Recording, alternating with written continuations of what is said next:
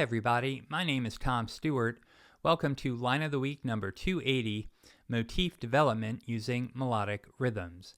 It's time again to take a rhythm, add notes to it, and then improvise with it over tunes. This form of improvisation is called motif development. The chord progression for this week's line starts out in F major and then winds up in C major. The motif development tools I'm using in this example are melodic variation and extension. Melodic variation refers to the same rhythm with different notes. Extension means new material added before or after a motif or motif fragment.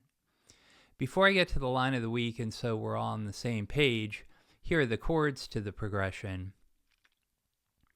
The chords are G minor 7, C7, F major 7, B flat major 7, E flat major 7, A flat major 7, D flat major 7, resolving to C major 7. Here are the chord scales I'm using for this week's line.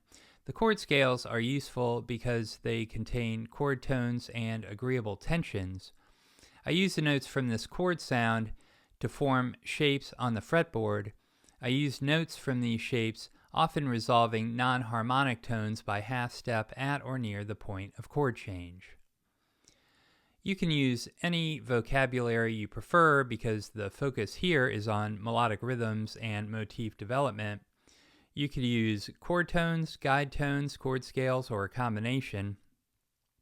Also, many chords have more than one chord scale choice. The chord scales I'm using for today's chord progression are F major, D flat, melodic minor, C pentatonic, F major, B flat major, E flat major, A flat major, resolving to G pentatonic.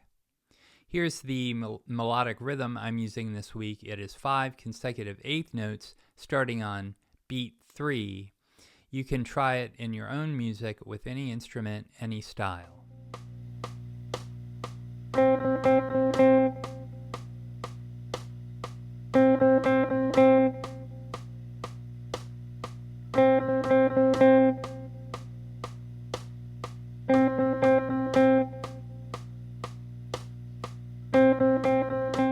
Here's the line of the week with Guitar Pro backing to make sure I'm getting the notes and the rhythm accurate.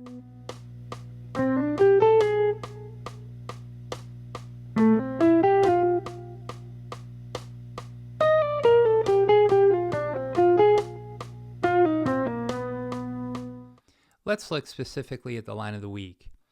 In measure 1, circled in red, there's the original motif, meaning the melodic rhythm with notes that fit the harmony.